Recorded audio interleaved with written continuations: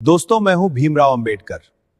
आज मैं आपको बताऊंगा कि संविधान कैसे बनाया गया और उसकी पूरी जानकारी। तो वीडियो एक राष्ट्र का उदय और संविधान की नींव साल 1947। भारत के इतिहास का वह मोड़ जहां सदियों की गुलामी की जंजीरें टूटने वाली थीं, लेकिन स्वतंत्रता की उस सुनहरी सुबह के साथ एक बहुत बड़ा सवाल भी खड़ा था। आजाद भारत का भविष्य कैसा होगा? किस नियम पर यह देश चलेगा? कौन से कानून होंगे जो कश्मीर से कन्याकुमारी तक और गुजरात से अरुणाचल तक हर एक नागरिक को एक धागे में पिरोकर रखेंगे? अंग्रेजों का शासन खत्म हो रहा था, लेकिन अब बारी थी खुद को शासित करने की, खुद को एक ढांचा देने की। यही वह समय था जब भारत ने अपने सबसे महत्वपूर्ण ग्रंथ को लिखने की कलम उठाई। वह ग्रंथ जिसे हम भारत का संविधान कहते हैं। दिल्ली की फिजाओं में सियासी सरगर्मियां तेज थीं। संसद भवन का वह सेंट्रल हॉल जो आज भी गवाह है उस ऐतिहासिक मंथन का। वहां देश के कोने कोने से विद्वान, वकील, स्वतंत्रता सेनानी और विचारक इकट्ठा हुए थे। उनका मकसद केवल एक किताब लिखना नहीं था, बल्कि एक ऐसे जीवित दस्तावेज को जन्म देना था जो आने वाली सदियों तक भारत के लोकतंत्र की रक्षा कर सके। यह कोई आसान काम नहीं था। भारत जैसे विशाल, विविधतापूर्ण और जटिल देश के लिए नियम बनाना मानो समुद्र की लहरों को मुट्ठी में कैद करने जैसा था। लेकिन इस असंभव से दिखने वाले काम को संभव बनाने के लिए एक सभा का गठन हुआ, संविधान सभा। इस महायज्ञ में सबसे महत्वपूर्ण भूमिका एक ऐसे शख्स की थी जिसे आज हम संविधान के पितामह के रूप में जानते हैं, डॉक्टर भीमराव अंबेडकर। वीडियो में जैसा कि बताया गया है, संविधान निर्माण की जिम्मेदारी कई कमेटियों पर थी, लेकिन सबसे अहम थी ड्राफ्टिंग कमेटी और इसके अध्यक्ष की कुर्सी पर विराजमान थे डॉक्टर अंबेडकर। कल्पना कीजिए उस दौर की जब एक तरफ देश विभाजन की आग में जल रहा था, सांप्रदायिक दंगे भड़के हुए थे, और दूसरी तरफ एक कमरे में बैठकर डॉक्टर अंबेडकर और उनकी टीम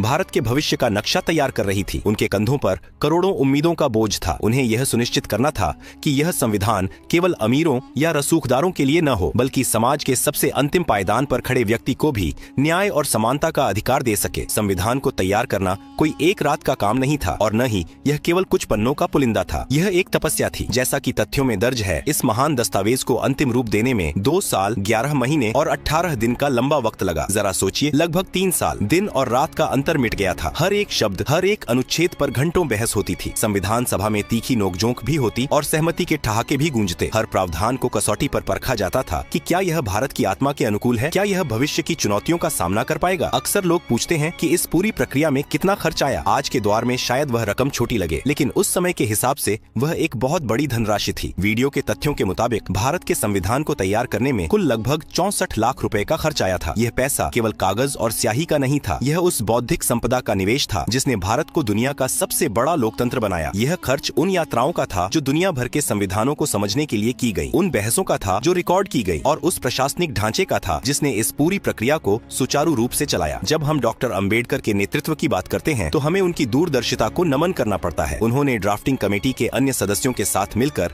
एक ऐसा मसौदा तैयार किया जो न केवल कानूनी रूप से ठोस था, बल्कि सामाजिक रूप से भी संवेदनशील था। उन्होंने पहले ही भांप लिया था कि भारत को एक मजबूत केंद्र की जरूरत है, लेकिन साथ ही राज्यों को भी अपनी शक्तियां चाहिए। उन्होंने धर्म, जाति, भाषा और क्षेत्र से ऊपर उठकर हम भारत के लोग की भावना को कागज पर उतारा। लेकिन क्या संविधान केवल वकीलों द्वारा लिखा गया एक नीरस दस्तावेज था? नहीं, यह तो भारत की कहानी थी। जब यह बनकर तैयार हुआ तो यह दुनिया का सबसे लंबा लिखित संविधान बन गया। इसके मूल रूप में 395 अनुच्छेद, 22 भाग और 8 अनुसूचियां थीं। इसकी विशालता का अंदाजा इसी बात से लगाया जा सकता है कि इसकी मूल प्रति में ही 251 पन्ने थे। यह केवल लंबाई की बात नहीं थी, बल्कि गहराई की बात थी। इसमें हर छोटी से छोटी बात का जिक्र था। सरकार कैसे बनेगी, चुनाव कैसे होंगे, अदालतें कैसे काम करेंगी, और सबसे जरूरी, एक आम नागरिक के अधिकार क्या होंगे। जैसे जैसे समय बीत रहा था, 1949 का साल अपने अंत की ओर बढ़ रहा था। तारीख थी 26 नवंबर 1949। सर्दियों की उस सुबह संविधान सभा ने आखिरकार इस दस्तावेज को अपनाया। यह वह दिन था जब भारत ने खुद को एक संप्रभु राष्ट्र घोषित करने की दिशा में पहला औपचारिक कदम उठाया। इसीलिए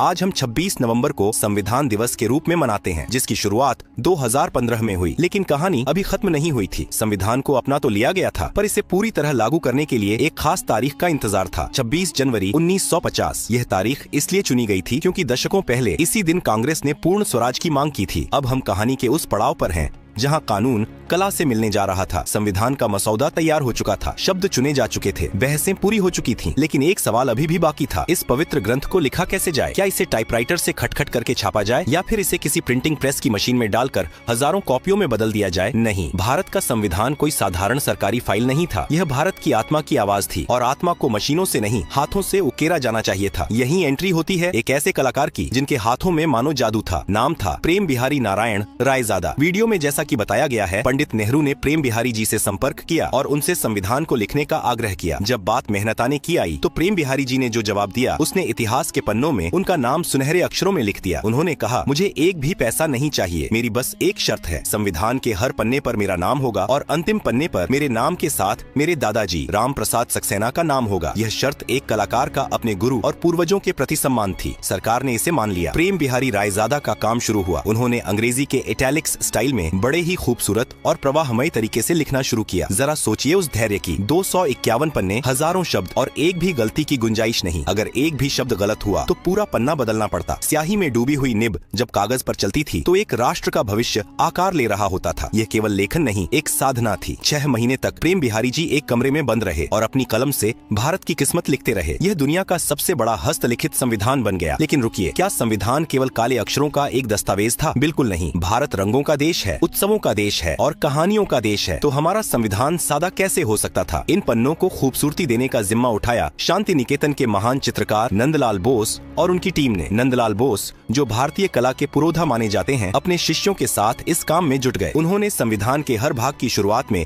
एक ऐसा चित्र बनाया जो भारत के 5000 साल पुराने इतिहास की कहानी कहता है। यह केवल सजावट नहीं थी, यह भारत की सभ्यता की यात्रा थी। वीडियो में दिखाए गए चित्रों पर गौर करें तो एक अद्भुत पैटर्न नजर आता है। संविधान के भाग 1, संघ और उसका राज्य क्षेत्र में उन्होंने हड़प्पा और मोहनजोदड़ो की मुहरें बनाई जो भारत की प्राचीनता को दर्शाती हैं। जैसे जैसे पन्ने पलटते हैं, इतिहास आगे बढ़ता है। वैदिक काल के ऋषियों के आश्रम दिखाई देते हैं जो हमारी गुरु शिष्य परंपरा का प्रतीक है। सबसे दिलचस्प चित्र भाग 3 यानी मौलिक अधिकारों वाले हिस्से में है। यहाँ भगवान राम, माता सीता और लक्ष्मण को लंका विजय के बाद अयोध्या लौटते हुए दिखाया गया है। यह चित्र यूं ही नहीं चुना गया था। राम राज्य को न्याय और आदर्श शासन का प्रतीक माना जाता है और मौलिक अधिकार भी नागरिक को न्याय दिलाने का सबसे बड़ा हथियार है। इसी तरह भाग 4 नीति निर्देशक तत्व में भगवान कृष्ण अर्जुन को गीता का उपदेश देते हुए नजर आते हैं जो कर्तव्य और कर्म का संदेश है। शांति निकेतन के कलाकारों ने किसी धर्म विशेष को नहीं बल्कि भारत की समग्र संस्कृति को उकेरा। पन्नों पर भगवान बुद्ध और महावीर के चित्र शांति और अहिंसा का संदेश देते हैं। फिर इतिहास मध्यकाल में प्रवेश करता है। भाग 6 और उसके आगे के पन्नों पर बादशाह अकबर और मुगल वास्तुकला की झलक मिलती है। फिर आता है मराठा और सिख साम्राज्य का द्वार जहां छत्रपति शिवाजी महाराज और गुरु गोविंद सिंह जी के चित्र वीरता की गाथा सुनाते हैं। और आखिर में स्वतंत्रता संग्राम। भाग 9 और अन्य हिस्सों में महात्मा गांधी की दांडी यात्रा, नोआखाली में दंगा पीड़ितों के बीच बापू और नेताजी सुभाष चंद्र बोस की आजाद हिंद फौज को दर्शाया गया है। यानी जब आप संविधान के पन्ने पलटते हैं तो आप केवल कानून नहीं पढ़ते, आप सिंधु घाटी से लेकर 1947 तक के भारत को अपनी आंखों से देखते हैं। नंदलाल बोस और उनकी टीम ने इन चित्रों को बनाने के लिए सोने की पत्तियों और प्राकृतिक रंगों का इस्तेमाल किया ताकि ये रंग कभी फीके न पड़े। बॉर्डर पर बनाए गए फूल पत्तियां, कमल और हाथी भारत के पर्यावरण प्रेम को दिखाते हैं। प्रेम बिहारी की लिखावट और नंदलाल बोस की कलाकारी ने मिलकर संविधान को एक जीवंत म्यूजियम बना दिया। यह वह दौर था जब कला और कानून एक दूसरे के पूरक बन गए थे। एक तरफ अनुच्छेदों की गंभीरता थी तो दूसरी तरफ चित्रों की सुंदरता। यह दस्तावेज बता रहा था कि भारत अपनी जड़ों से जुड़ा रहकर ही आसमान छू सकता है। लेकिन इतना सुंदर शरीर तैयार होने के बाद अब बारी थी इसमें आत्मा डालने की। यह आत्मा थी संविधान के विचार, उसके मूल्य और उसकी शक्ति। आखिर हमने दुनिया भर के संविधानों को पढ़कर क्या सीखा? अमेरिका से हमने क्या लिया? ब्रिटेन से हमने क्या उधार लिया? और कैसे भारत ने इन सबको मिलाकर अपनी एक अलग पहचान बनाई? हम जानेंगे संविधान के उन स्रोतों के बारे में जिन्होंने भारत को दुनिया का सबसे शक्तिशाली लोकतंत्र बनाया और उस प्रस्तावना के बारे में जो संविधान का सार है। संविधान के पन्ने सज चुके थे, तस्वीरें उकेरी जा चुकी थीं और कानून लिखा जा चुका था। एक शरीर पूरी तरह तैयार था, लेकिन एक शरीर तब तक बेजान रहता है जब तक उसमें आत्मा न हो। भारत के संविधान की यह आत्मा बसती है उसके पहले पन्ने पर, जिसे हम प्रस्तावना कहते हैं। वीडियो में इसका जिक्र बड़े ही खास ढंग से किया गया है। जब आप संविधान खोलते हैं तो सबसे पहले आपकी नजर उन सुनहरे शब्दों पर पड़ती है, हम भारत के लोग। यह केवल एक लाइन नहीं, एक उद्घोषणा थी। यह बता रही थी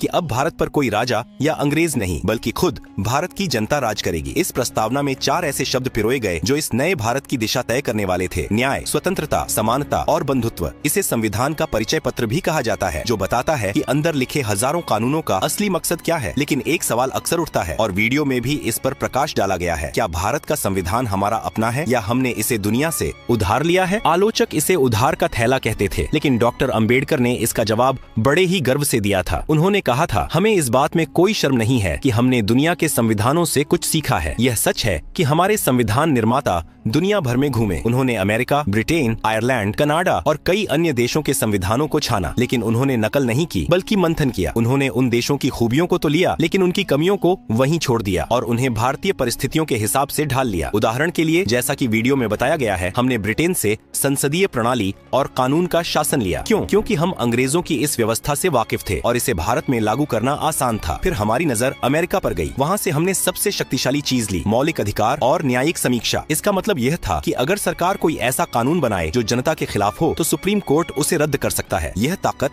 हमने अमेरिका से सीखी। फिर बारी आई आयरलैंड की। वहाँ से हमने राज्य के नीति निर्देशक तत्व लिए, जिसका मतलब था कि सरकार की नैतिक जिम्मेदारी क्या होगी, शिक्षा, स्वास्थ्य और रोजगार। और आखिर में कनाडा से हमने सीखा कि एक विशाल देश को एक साथ कैसे रखा जाए, यानी एक मजबूत केंद्र के साथ संघीय ढांचा। इन सब को मिलाकर जो तैयार हुआ, वह दुनिया का सबसे लंबा लिखित संविधान बन गया। वीडियो के तथ्यों के मुताबिक इसमें लगभग 1,45,000 शब्द हैं। कोई और देश इसके आसपास भी नहीं ठहरता। जब यह लागू हुआ तो इसमें 395 अनुच्छेद, 22 भाग और 8 अनुसूचियां थीं। आज, जैसा कि वीडियो में अपडेट किया गया है, संशोधनों के बाद इसमें लगभग 470 अनुच्छेद, 25 भाग और 12 अनुसूचियां हो गई हैं। यह लंबाई इसकी कमजोरी नहीं, इसकी ताकत है। भारत जैसे विविधतापूर्ण देश में, जहां हर कोस पर पानी और 4 कोस पर वाणी बदलती हो, वहां हर चीज को स्पष्ट लिखना जरूरी था ताकि भविष्य में कोई विवाद न हो। लेकिन इस विशाल किताब के दिल में क्या था? वह था आम आदमी का कवच, मौलिक अधिकार। संविधान के भाग 3 में हमें 6 ऐसे अधिकार मिले जिन्होंने एक प्रजा को नागरिक बना दिया। समानता का अधिकार, चाहे राजा हो या रंक, कानून की नजर में सब बराबर। स्वतंत्रता का अधिकार, बोलने की, घूमने की और जीने की आजादी। शोषण के विरुद्ध अधिकार, कोई किसी को गुलाम नहीं बना सकता। धर्म की स्वतंत्रता, आप जिस भगवान को चाहें पूजें या न पूजें। संस्कृति और शिक्षा का अधिकार, अपनी भाषा और लिपि को बचाने का हक। संवैधानिक उपचारों का अधिकार, और अगर इनमें से कोई भी हक छीना जाए तो आप सीधे सुप्रीम कोर्ट का दरवाजा खटखटा सकते हैं। डॉक्टर अंबेडकर ने इसी छठे अधिकार को संविधान का हृदय और आत्मा कहा था। इस भाग में हमने देखा कि कैसे दुनिया भर के ज्ञान को निचोड़कर और भारत की जरूरतों को मिलाकर एक ऐसा दस्तावेज तैयार हुआ जो न केवल लंबा था बल्कि लचीला भी था। यह समय के साथ बदल सकता था, लेकिन अपनी मूल भावना को नहीं खो सकता था। अब सब कुछ तैयार था। वह तारीख नजदीक आ रही थी जिसका इंतजार सदियों से था। हस्ताक्षर हो चुके थे, स्याही सूख चुकी थी, लेकिन इस संविधान को सुरक्षित कहाँ रखा जाए? 26 जनवरी की उस सर्द सुबह क्या हुआ था? और आज 70 साल बाद वह असली किताब जिस पर प्रेम बिहारी की कलाकारी और डॉक्टर अंबेडकर के हस्ताक्षर हैं, वह कहाँ है? क्या वह सुरक्षित है? समय का चक्र घूमते घूमते उस तारीख पर आ रुका था जो भारत के इतिहास में अमर होने वाली थी। संविधान बनकर तैयार था, सजाया जा चुका था और उसकी आत्मा उसमें बस चुकी थी, लेकिन एक रस्म अब भी बाकी थी। 24 जनवरी 1950 को संविधान सभा की आखिरी बैठक हुई। बाहर कड़ाके की ठंड थी, लेकिन हॉल के भीतर एक अलग ही गर्मी थी, उत्साह की, गर्व की। इसी दिन 284 सदस्यों ने उस ऐतिहासिक दस्तावेज पर अपने हस्ताक्षर किए। सबसे पहले हस्ताक्षर पंडित जवाहरलाल नेहरू ने किए और सबसे अंत में संविधान सभा के अध्यक्ष डॉक्टर राजेंद्र प्रसाद ने। मूसलाधार बारिश हो रही थी, जिसे एक शुभ संकेत माना गया। और फिर आई वह सुबह, 26 जनवरी 1950। दिल्ली का आसमान कोहरे में लिपटा था, लेकिन इंडिया गेट और राजपथ, अब कर्तव्य पथ पर, एक नया सूरज उग रहा था। सुबह के 10:18 बजे थे जब भारत को एक संप्रभु लोकतांत्रिक गणराज्य घोषित किया गया। 21 तोपों की सलामी गूंजी और डॉक्टर राजेंद्र प्रसाद ने भारत के पहले राष्ट्रपति के रूप में शपथ ली। इसी के साथ गवर्नमेंट ऑफ इंडिया एक्ट 1935 इतिहास बन गया और भारत का संविधान देश का सर्वोच्च कानून बन गया। तिरंगा फहराया गया और जन गण मन की धुन ने फिजाओं में देशभक्ति घोल दी। लेकिन सवाल ये है कि 26 जनवरी ही क्यों? संविधान तो 26 नवंबर 1949 को ही तैयार हो गया था। उसे 2 महीने तक क्यों रोका गया? जवाब इतिहास के पन्नों में छिपा है। 1930 में इसी तारीख को कांग्रेस ने लाहौर अधिवेशन में पूर्ण स्वराज की मांग की थी और रावी नदी के तट पर तिरंगा फहराया था। उस ऐतिहासिक प्रतिज्ञा को सम्मान देने के लिए संविधान निर्माताओं ने 26 जनवरी का दिन चुना। यह केवल एक तारीख नहीं बल्कि उन शहीदों को श्रद्धांजलि थी